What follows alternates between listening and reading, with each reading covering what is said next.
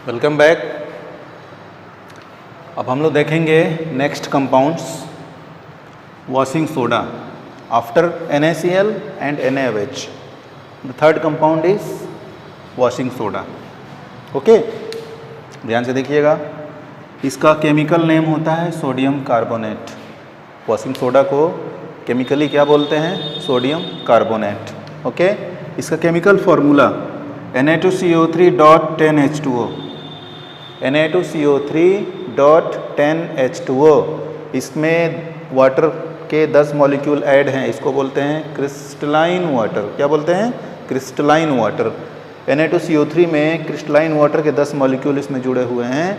तो इसका जो नाम है सोडियम कार्बोनेट, इसको हम लोग बोल सकते हैं hydrated sodium carbonate. Okay, sodium carbonate common वे में बोल सकते हो आप, लेकिन इसका पूरा नाम है hydrated sodium carbonate. Chemical formula is Na2CO3.10H2O। Okay, suppose करो कि ये वाटर मॉलिक्यूल नहीं है, मान लीजिए कि Na2CO3 है सिर्फ, तब इसको हम लोग बोलेंगे सोडियम कार्बोनेट। और इसका जो कॉमन नेम हो जाएगा, इसका कॉमन नेम हो जाएगा सोडा ऐश। सिर्फ Na2CO3 को हम लोग बोलेंगे सोडा ऐश, और Na2CO3.10H2O को बोलेंगे वॉशिंग सोडा। Washing soda. अब इसका मॉलिक्यूलर मास निकालोगे आप, तो पूरे का निकालोगे अगर आप, तो Na2CO3.10H2O का, तो सोडियम के 2 एटम हैं, तो 23 × 2 46 हो जाएगा। कार्बन का 1 एटम है 12, ऑक्सीजन के 3 एटम हैं, तो 16 × 3 48, और वाटर मॉलिक्यूल 10 हैं। एक वाटर मॉलिक्यूल का 18 होता है, तो 18 × 10 180। सबको जोड़ोगे तो 286 आएगा। इसका हाइड्रेटेड सोडियम कार्बोनेट के एक मॉलिक्यूल का मॉलिक्यूलर मास 286 आएगा। और केवल Na2CO3 का निकालोगे, सोडा ऐश का पूछा जाएगा सोडा ऐश का मॉलिक्यूलर मास क्या होगा, तो बस Na2CO3 का निकालो आप, 46 + 12 + 48 को ऐड कर दो, आपका कितना आएगा?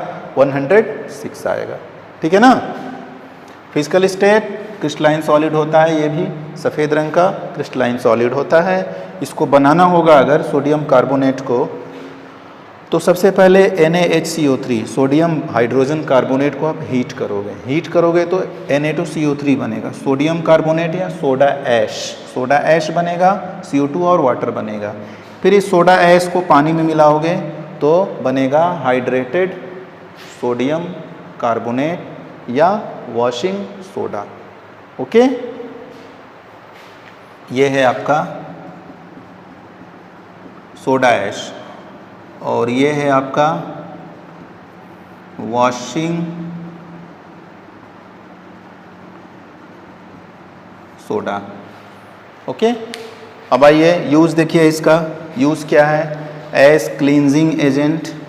क्लींजिंग मतलब साफ़ करना, कपड़ा धोने में और दूसरे फर्श वगैरह तरह तरह की चीज़ों को जो साफ़ करने के लिए बनाए जाते हैं केमिकल्स, डिटर्जेंट टाइप के, उसमें आप इसका इस्तेमाल करते हो। ठीक है। उसके बाद removing permanent hardness of water. Water जो होता है ना, वो 2 तरह का होता है सॉल्ट के बेस पर। एक होता है सॉफ्ट वाटर और एक होता है हार्ड वाटर। ठीक है ना। तो जनरली हमारे आसपास जो हम पानी यूज़ करते हैं पीने में, नहाने में, अदर कामों में, वो हार्ड वाटर होता है।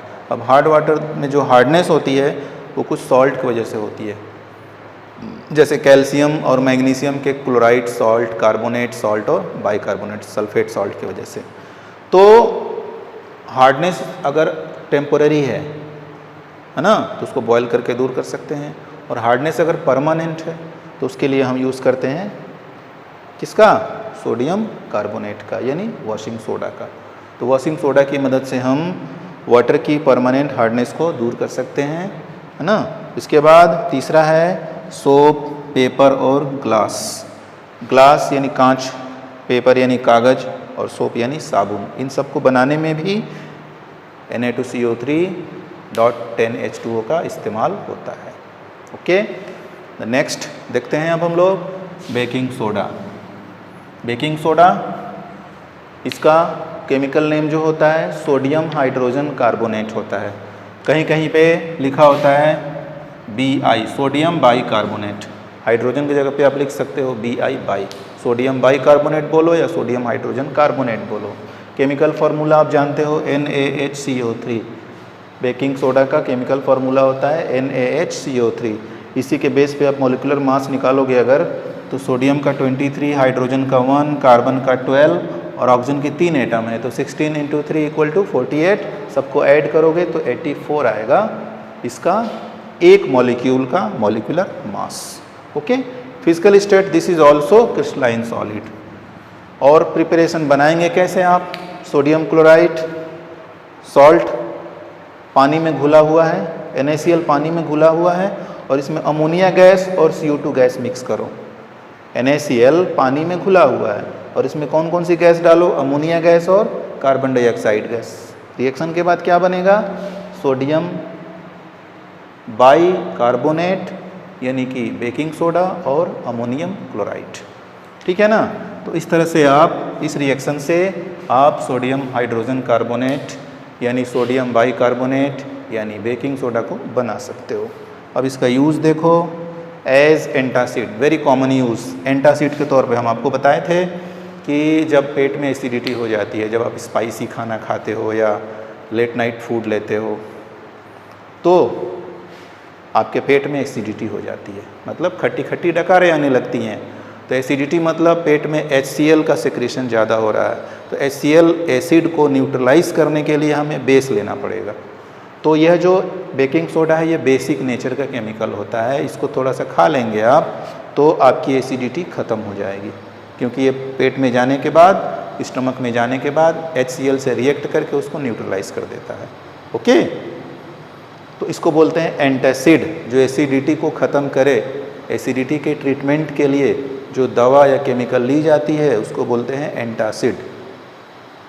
मेकिंग बेकिंग पाउडर, ध्यान दो, attention here. Baking soda, baking powder. Baking soda हम लेंगे और इसमें टार्टरिक एसिड मिलाएंगे। क्या मिलाएंगे? थोड़ा सा टार्टरिक एसिड, और दोनों का मिक्सचर क्या कहलाएगा? Baking powder. बेकिंग सोडा में टार्टरिक एसिड मिलाओगे तो जो मिक्सचर बनेगा उसी को बोलते हैं बेकिंग पाउडर। और इसका इस्तेमाल कहाँ होता है आप जानते हो? बेकरी, बेकरी इंडस्ट्री में ब्रेड, केक, बिस्किट एट्सेट्रा सब बनाने में इसका इस्तेमाल होता है। किसका? बेकिंग पाउडर का। ओके, एज फायर एक्सटिंग्विशर, आग बुझाने में। आग बुझाने के जो सिलेंडर आते हैं ना, आपके स्कूल में लगे होते हैं, ऑफिसेज में जगह जगह लगे होते हैं रेड कलर के, उसमें रिएक्शन के बाद यही बनता है baking soda. Sodium hydrogen carbonate बनता है और आग बुझाने में हेल्प करता है, इसलिए इसको एज ए फायर एक्सटिंग्विशर भी इस्तेमाल करते हैं।